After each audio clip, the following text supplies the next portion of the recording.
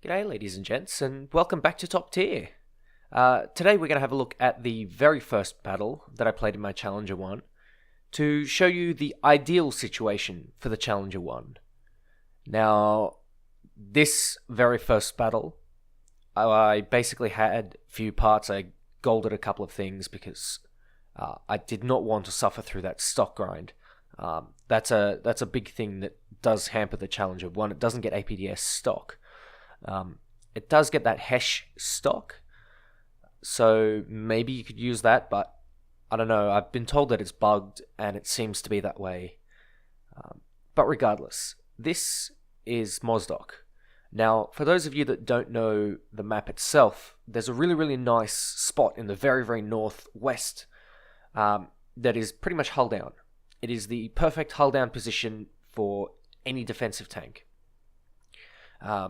Provided that you do have to cross a little bit of open ground to get there.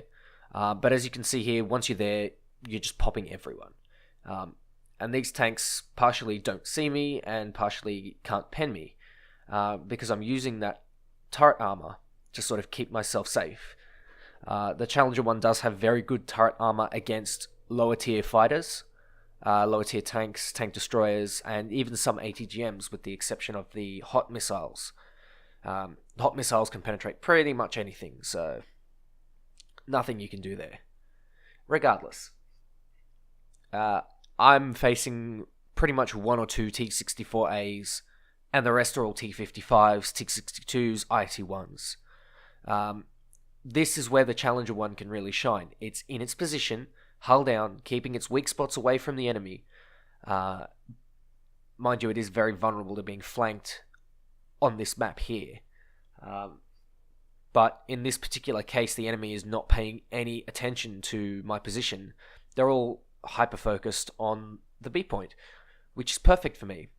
The Challenger 1 exceeds in positions where it is not being shot at, and it has a hull down position.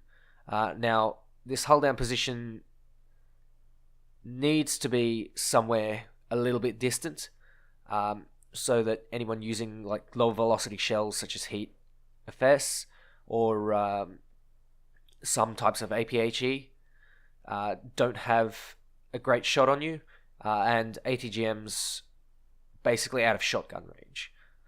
So yeah, it needs to be a little bit picky, and in this respect, the Challenger 1 can be quite map dependent. But as you can see here in the video, I'm doing just fine on Mozdok. Any sort of semi-open map is okay. But the trick is you can't be against anything that's wildly faster than you, like a Leopard or an Abrams.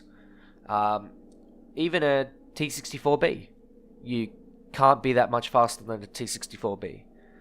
You have to beat it to any defensive position, and there is no two ways about it. If someone gets to your position faster than you, or if someone gets near your position or in a spot where they can intercept you, you're done for.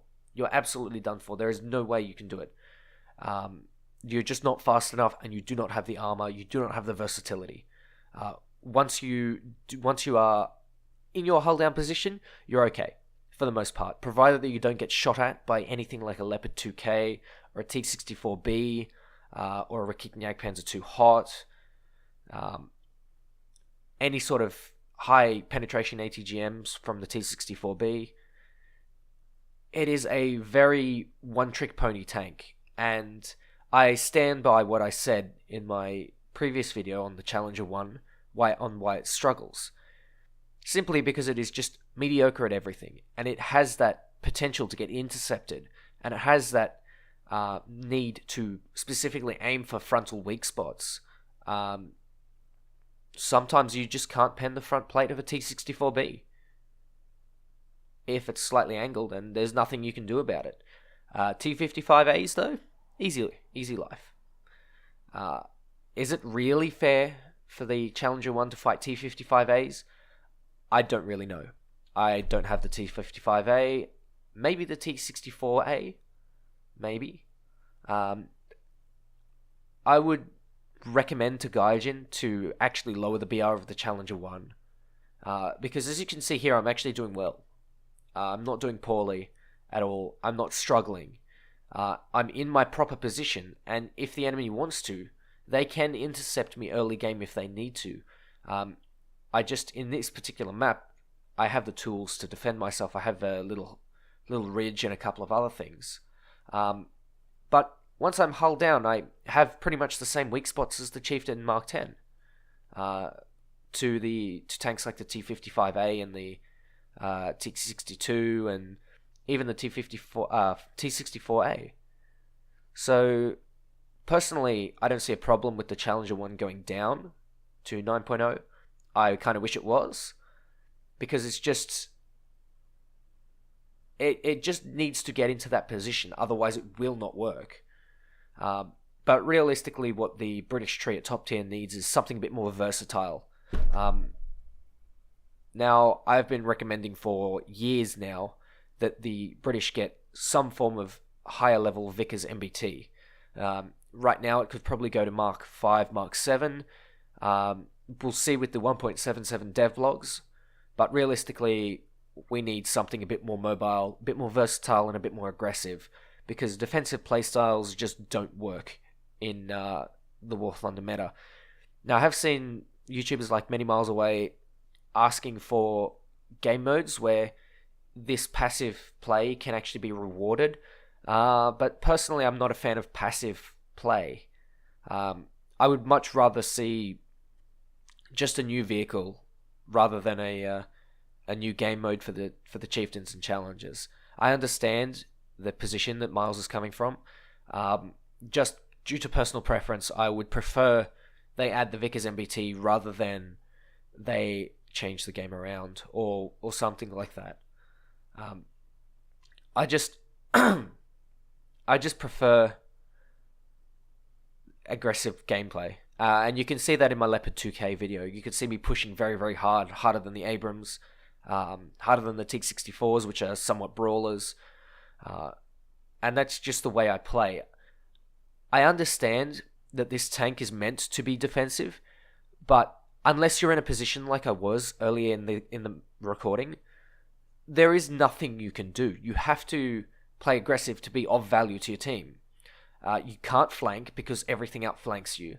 You can't use your armor because everything has armor above you, or that has a gun that can penetrate you, and they have better armor than you in some cases, such as the T64B has quite significant turret armor, same as the T64A, and the Challenger 1 actually struggles against that armor. So that's yet another reason why I would recommend that this tank goes down to 9.0. It would face 8.0s, it would face the T64, the T62, it would face the Leopard A101, but I don't really see a massive problem because the Leopard A101 has APFS DS now, and due to its high velocity, you can actually aim for those weak spots. Not only that, but you can flank around quite easily, especially when you're spaded. You can flank around and get those flank shots in. And the map design in general allows for flanking quite well, and that sort of aggressive gameplay. If you're hull down, there are plenty of ways to intercept a tank. Anyways, ladies and gents, take care, and I'll catch you in the next one.